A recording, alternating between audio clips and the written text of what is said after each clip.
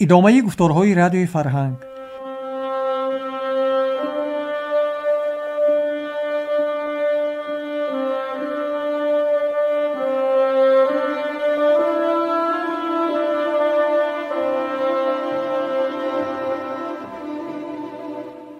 شنوندگان عزیز، حالا از سلسله خوانش بدیعی داستان استاد صدرالدین عینی داخونده را شنوید. گفتار 26.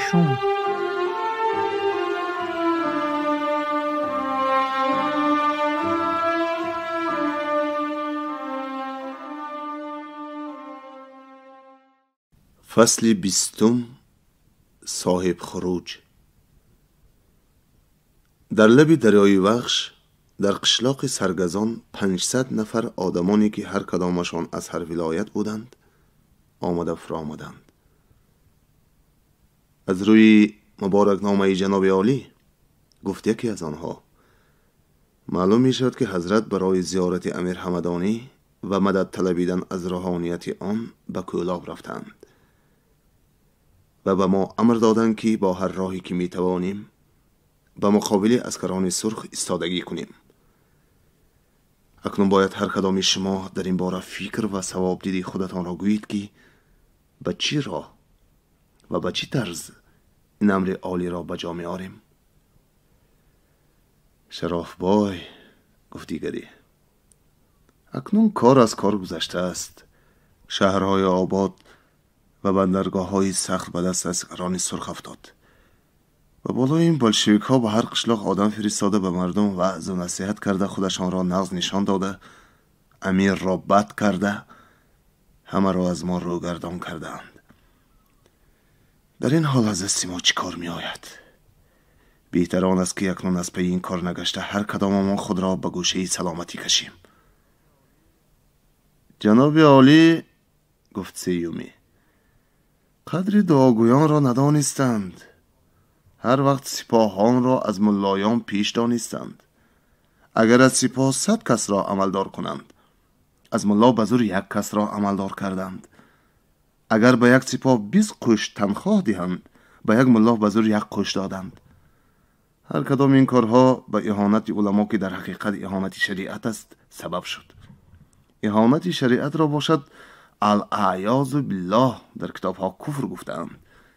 فلا جرم به سرشان آمد آنچه آمد. در این صورت باز از پی درستی این کار گشتن به کارخانه الهی جنگ زدن است. بنابراین حاضر رضا به قضا داده به برآمدن یگان صاحب خروج منتظر شده ایستادن صلاح است. ایشان مفتی گفت شراحبای، هر کس از جناب عالی گله کند هم گله کردن شما درست نیست. شما یک ملابچه پایلوج بودید، هیچ چیز نداشتید. جناب عالی شما را مفتی کردند، صدور کردند، به شما تنخواه دادند، اختیار شرعی تمام جماعت لقه را به شما سپردند. باز چیکار کنند؟ مگر پادشاهی خودشان را هم به دست شما سپردنشان در کار بود؟ شما ملایان در گل زدن در چیز گرفتن است، اما در وقت کار باشند شانه جنبانی می کنید. 2 زن 1 مرد، 2 ملا 1 زن گفتند که بی سبب نیست. ما از بحر همه ملک و اسباب ما گذشته به میدان در آمدیم، لیکن از هیچ کس گیله و شکایت نمی کنیم.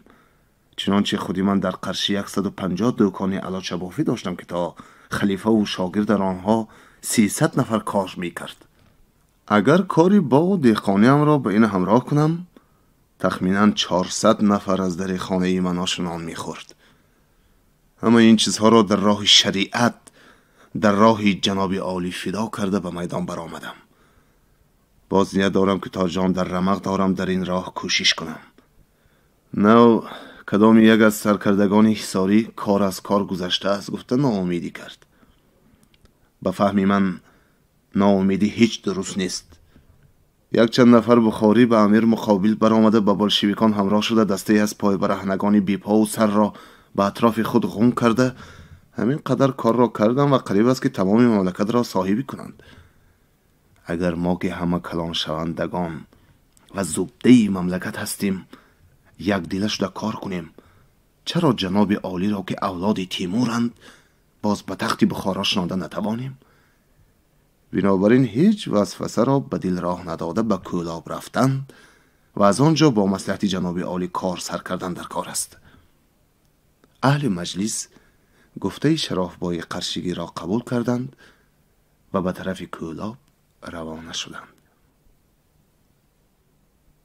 شهر کولاب مرده است که هیچ اثر زندگی نشان نمی دهد یا مزارستان است که صدایی نمی برآورد. دروازه های بیشترین حوله ها باز، اکثر چیزهای روزگاری جا به جا گذاشته شدند. در این شهر بیجان یا مزار خاموشان تنها 3 نفر به نظر می نمایند. اینها مانند یورمانهای مزارستان که از گوری به گوری در آمده برایند، به هر حولی در آمده می برایند، به یک حولی در آمدن که در آنجا چند مرده تازه کشته شده خوابیده است. آدمان امیر، گفت یکی از آنها، چنان دست و پای خود را گم کردند که بعد از کشتن این جدیدان مرده هاشان را هم به یک طرف نیز کردن آن طرف ایستد، لااقل سله و جامعه اینها را هم کشیده نگرفتند. 3 کسه شده لباس های مرده ها را کشیده گرفته، خودهاشان را در یکی از چاهایی که در شفتی آن حولی بود انداختند و به کافتکای حولی های دیگر رفتند. در همین وقت گروهی از سوارگان آمده به شهر در آمدند. دیدند که کسی نیست. من نگفتم که، گفت یکی از آنها، کار از کار رفته است. در افغانستان رفته، گفت دیگری، از همانجا کار سر میکنیم.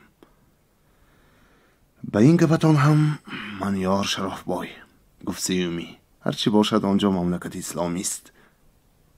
این گفتگوزار بسیار دراز نکشیده گروه به راه در آمد. وقتی که اینها از شهر می برآمدند، از حولی آن 3 نفر یورمان برآمدند که به دست یکی از آنها یک قطار وزنه بود. بیا ابراهیم، گفت یکی از گروه سوارگان، به افغانستان می رویم. مرا در افغانستان چیکار؟ حاضر به دستم 24 دانه تیر افتاد. اگر 1 میلتیق هم به دست درآرم می شوم باسمچی، گفت ابراهیم. امیر با آن همه توپ و توپخانه‌اش چی کرد که تو با این 24 دانه تیر می کرده باشی؟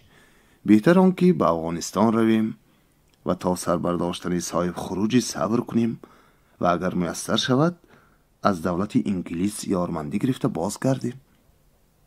عجب نیست که آن صاحب خروج خودی من باشم، میشان مفتی، گفت ابراهیم و به حولی دیگری در آمده رفت. فصل 21 هجرت ابدی. امیر با اساس و دبدبه‌ای که گویا از ارک بخارا برآمده به 4 باغ استاره مخاصه می رفته باشد، برآمده در لب دریای پنج به نزدیکی گذرگاهی در قد آمده فرامد و به خانه سیاهی که گلخنش را گرم کرده با جولی اسب و کرپچه های پلتری خوابگاهی تیار کرده بودند در آمده نشست و خزینه چی؟ گفته فریاد کرد. امام قل که هنوز برای خود خوابگاهی تیار نکرده بود، خوش تقصیر، گویان در تاز آمد و به خانه سیاه در آمده در روبروی امیر تعظیم کرده ایستاد. امیر 2 ثانیه چشم به چشم امام قل دوخته ایستاده، پس از دمی سردی کشیدن گفت به ولایت های بیگانه می رویم. حالا معلوم نیست که در آنجاها حالمان چی می شده باشد. قدر سکوت کرده ایستاد.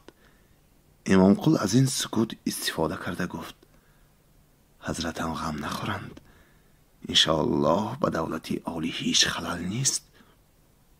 امیر سر خود را بالا پایان جنبانیده گفت معلوم نیست که در آن جاها موافق طب زندگانی کرده می توانیم یا نه.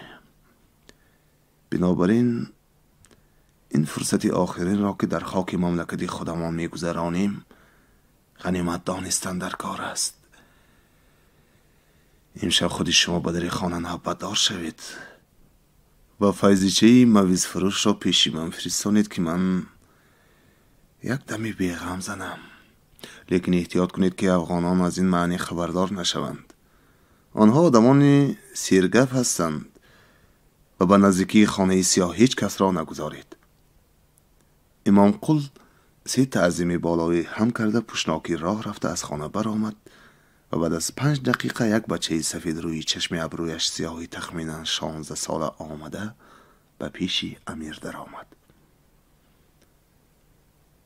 صبح نزدیک شد، اما هنوز ابر سیاهی که شرق جنوبی کوهستان تاجیک را فرا گرفته است به سفید شدن روز راه نمی‌دهد. آدمان امیر از خوابی گران سر برداشته برای بار کردن بارها با کشتی‌ها تیاری می‌بینند. در این وقت جماعی از دورنمایان شدند که اسب دوانده می‌آمدند. تفنگداران افغان که گرداگرد منزلگاه امیر را پاسبانی می‌کردند به مقابل آیندگان ملتقای خود را راست کرده نشان گرفته ایستادند. امام قل هم تا آن وقت از در خانه سیاه امیر نجنبیده بود، سراسیمه شده برخاست و به پیش افغانان پاسبان رفته منتظر نزدیکتر آمدن آیندگان شده ایستاد. یک قسمی بارابونه و عملداران امیر از دریا گذشته بودند. ابرهای سیاه هم قدری پاره شده روشنایی به افق تاجیکستان پیدا گردیده بود. آیندگان نزدیک آمدند. امام قل به افغانان گفت: خاطرجمع باشید، اینها از آن خودمان بودند. ملتقای افغانان از سر دست به سر کیفت فرآمد. امام قل با پیشروان آیندگان بغل گشاده واخوردی کرد، حتی گویا که با پدر یا فرزندی نو از سفر آمده خود ملاقات می کرده باشد. سر و رویهای آنها را چلب چلب می بوسید. بعد از به پایان رسیدن رسمی ملاقات معلوم می شود که گفت یکی از پیشروان آیندگان: جناب عالی به خاک افغانستان گذشتن می خواهند. ما که به سایه دولت عالی آسوده زندگانی می کردیم، بعد از این چی کار می کرده باشیم؟ ما آمدیم که جمال جهان آرایشان را با چشم خود بینیم و از برای آینده خود مصلحت عالی را فهمیم. امام قل بازگشته به در خانه سیاه امیر آمد. بیان که به در آن درآید و یا پرده را بالا کند گفت: تقصیر، چارواداران کلان و دولتمندان ولایت آمدند که منظور نظری کیمیا اثری حضرتم شوند و برای بعد از این چگونه زندگانی کردنشان رأی عالی را از زبان دررباری شکرگفتار همایونی شنوند. خودتان میدانید که، گفت امیر، ما حاضر به مراقبه و ورد و اوراد سحری مشغولی داریم. همتونه پسران فیضیچه؟ گفته به همخوابه خود خطاب کرده به سخنش دوام نمود. بنابراین اینها را به پیش خود در آورده نمیتوانیم، لیکن با آنها گویید که ما به افغانستان گریخته نمی رویم، هجرت میکنیم. هجرت سنتی پیغمبر ماست. ما هجرت میکنیم که در آنجا تهیه درست دیده از دولت انگلیس آرماندی گرفته بازگشته بیاییم. کلان شوندگان ولایت خود میدانند که بلشویک دشمن دولتمندان است. بنابراین اگر ما را گویند و نگهداری مالی اسباب خود را خواهش داشته باشند، رمه و گله های خود را پیش انداخته مال های منقوله خود را گرفته از دنبال ما به افغانستان گذرند و در میانه عامه مردم هم آوازه اندازند که بلشویک همه را میکشد تا که دیگران هم به گریختن مجبور شوند. باز هرگاه که وقت ساعتش رسید با هم میاییم.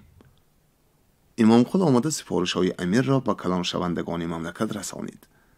وقتی که امام قل سخن ما هجرت میکنیم بازگشت بیاییم امیر را به کلانان نقل میکرد، یکی از حمالان بارکش به رفیقش آهسته: بعد از این مملکت را در خواب شبش میبیند. این هجرت ابدی اوست، گفت. بعد از نیم ساعت امیر با نزدیکان خود به کشتی در آمد.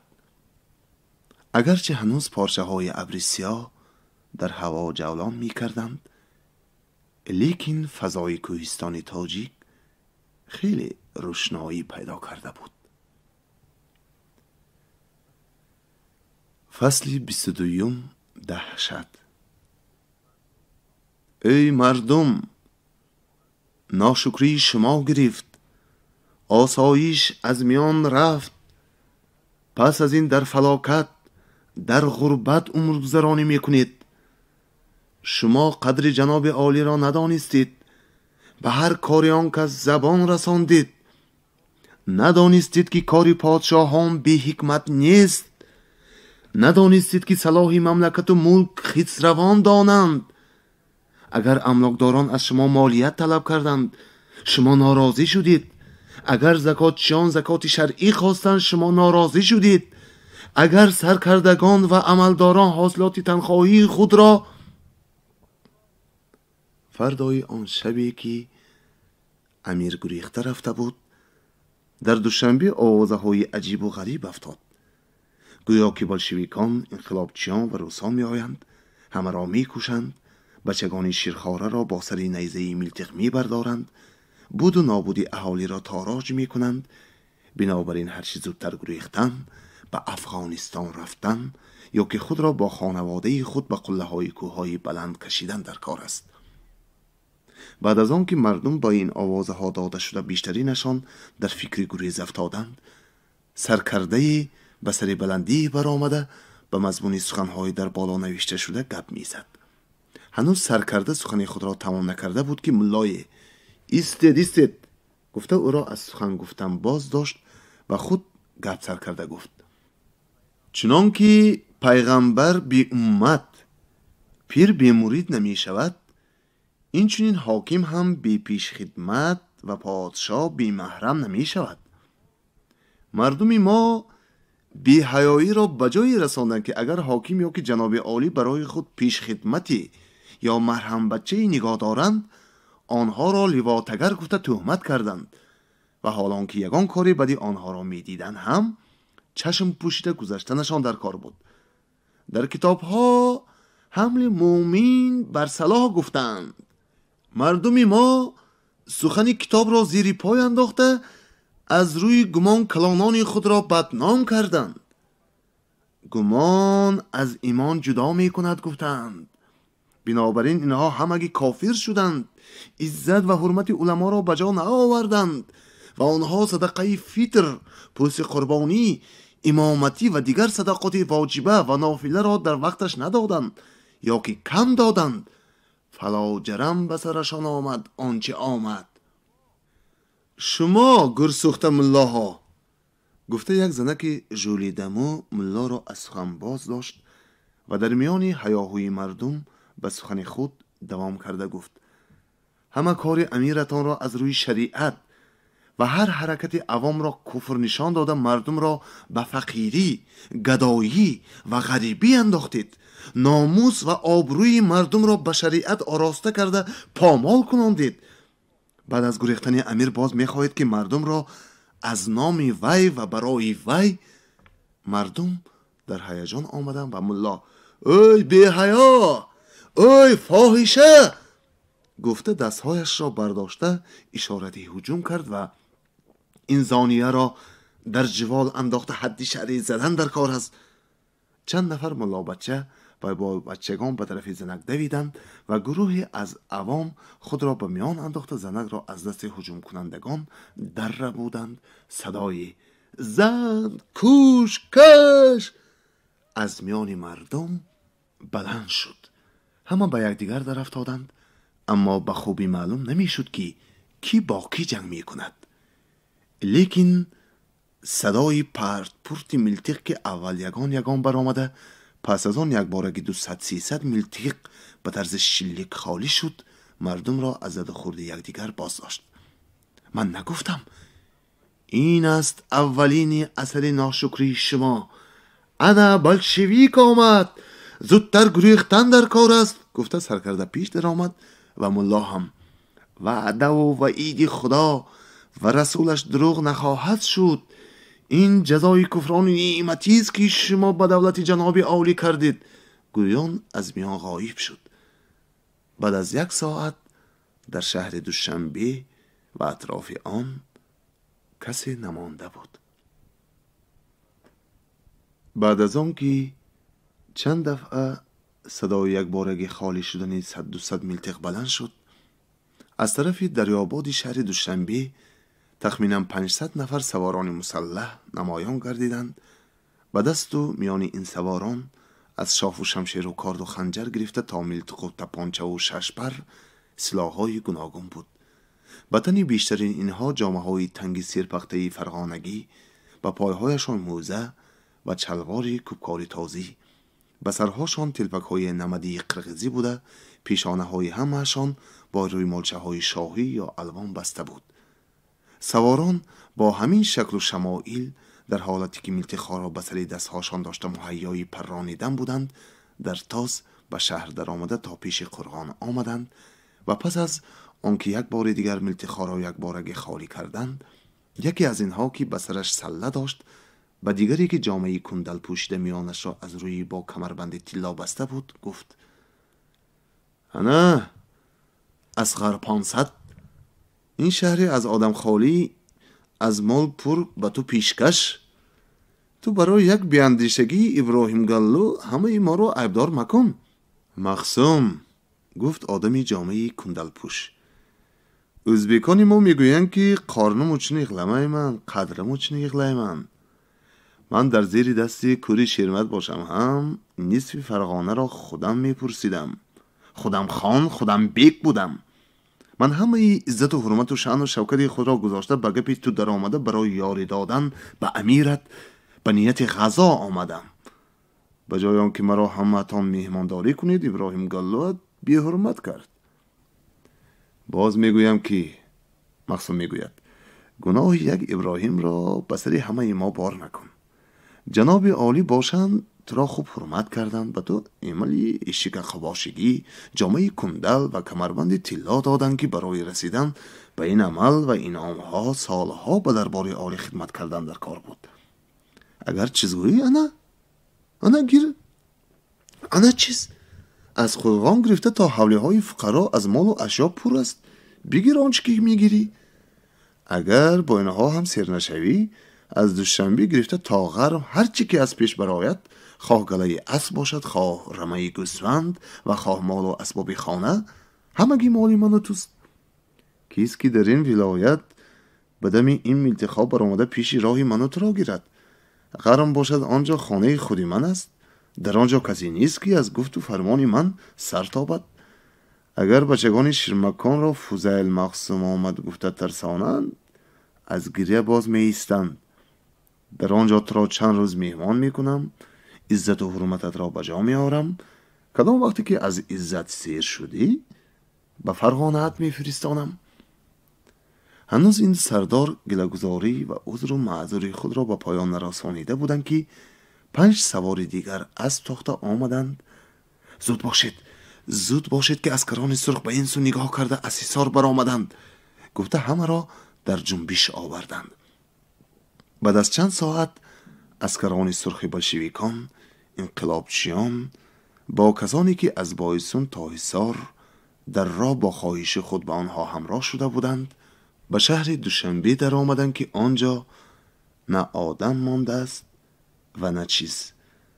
از قرغان حکومتی گرفته تا حولی، سرای و دکان فقرا چنان خالی شده مانده بودند که گویا آنجاها را روفته، چیده و تازه کرده رفته باشند.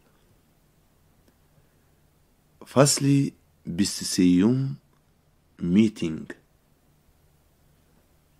شهر دوشنبه رنگ روز نوروز را گرفته بود.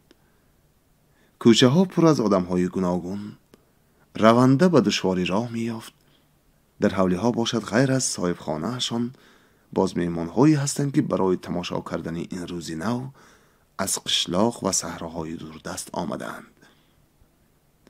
در حقیقت هم این روز برای اهالی مهنتکش دوشنبه، حتی برای همه دهقانان، چوپانان و پادبانان بخارای شرقی نوروز بود.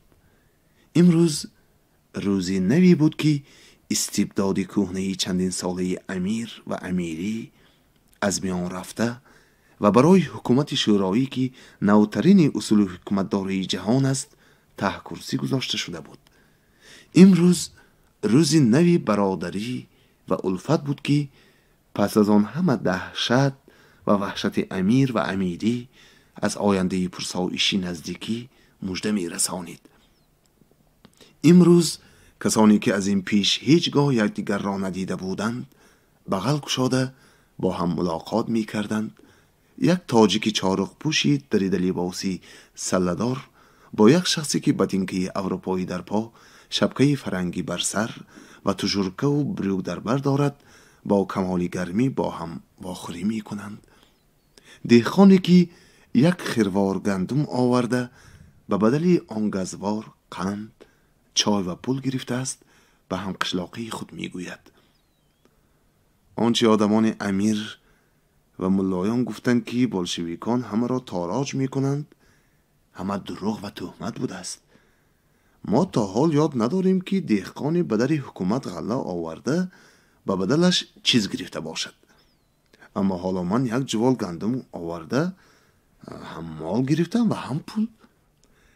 من هم دیگری میگوید گوسفندی آورده بودم که به بدلش مال و پول گرفتم. به همه خبر دادن در کار است که غله های زیادتیشان را به شهر آورده به جایش چیزهای در کاریشان را گیرند. اگر همین طور کردن گیریم جایهای تراش هایی که امیر و دزدان او کردند و همه اسباب خانه و بساط روزگارمان را رفته چیده بردند پر خواهد شد. همین طور کردن در کار است گفته دیگری جواب میداد. از یک بخاری که بیایتین میتینگ می شود. میتینگ گفته مردم را جیغ میزد. یک تاجیک میتینگش چی؟ گفته پرسید. حکومت ها مردم را به یک جا جمع کرده وعظ میگویند و چی بودن حکومت شورایی را میفهمانند. گفته بخاری جواب داد بیایید برویم. ها میرویم. در نیم ساعت میدان بازارجای دوشنبه از مردم پر شد. یکی از جدیدان به بالای منبر برآمده برادران میتینگ را گشاده اعلام میکنم و برای معروضه سخن به وکیل مختار داده می شود.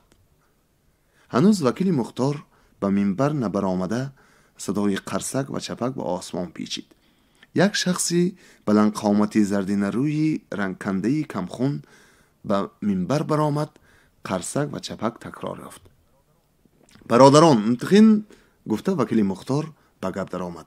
ما امیر را با یارمندی اسکران سرخ انتخین پیش کردیم.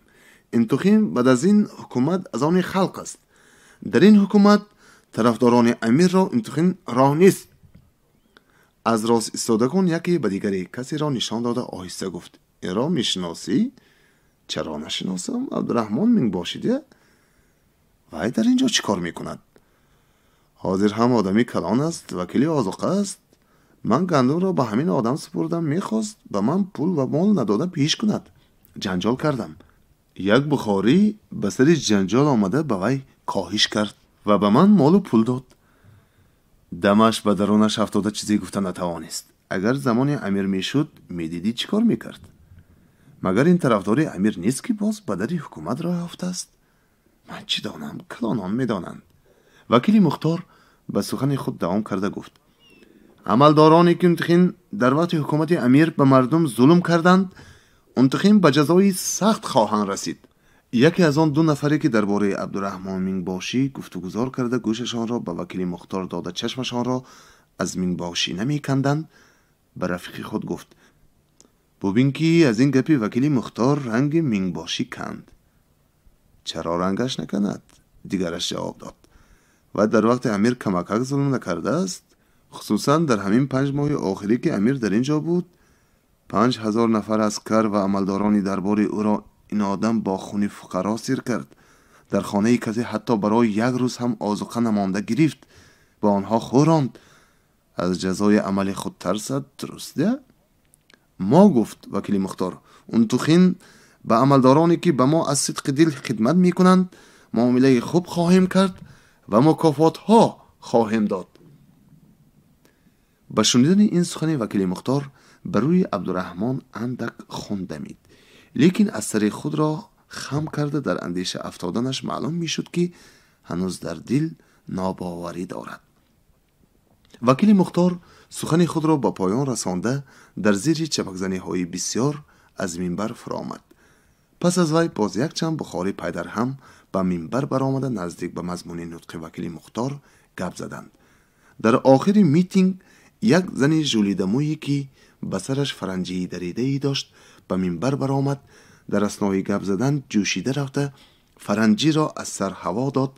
در مجلس یک جنبش و غدی از عادت بیرون روی داد. یکی می گفت این زنک دیوانه است که چند روز باز در این جاها می نماید. دیگری می گفت این ستم دیده دار امیریست که از شادی چیکار کردنش را نمی داند. در حقیقت هم این زن ژولیدمو چی گفتنش را نمی دانست. برادران من شکر می کنم که برادران من مبارک بادی می کنم که گفته ناتمام گپ می زد. بعد از آن که این زن ژولیدمو فرنجی را از سر هوا داد، یک کسی ریش و بروتش تمام تراشیده از میان مردم با دقتی تمام به وی نگاه می کرد. عاقبت این کسی ریش تراشیده از جای خود خیسته آهسته از میان مردم راه رفته به پیش منبر رفت. پس از آن که یک بار دیگر آن زن ژولیدمو با دقت نگریست، مگر تو گلنار نیستی؟ گفته یک قد پرید. زن ژولیدمو که با این سخن مرد خاموش مانده بود به پرسنده یک ثانیه نگاه کرده ایستاد و یک بار واه تو یادگاری من هستی گویان خود را از بالای منبر هوا داد. اگر پرسنده او را به دو دست خود از هوا گرفته به بغل نمی کشید، احتمال که به زمین افتاده یگان اعضایش شکست می یافت.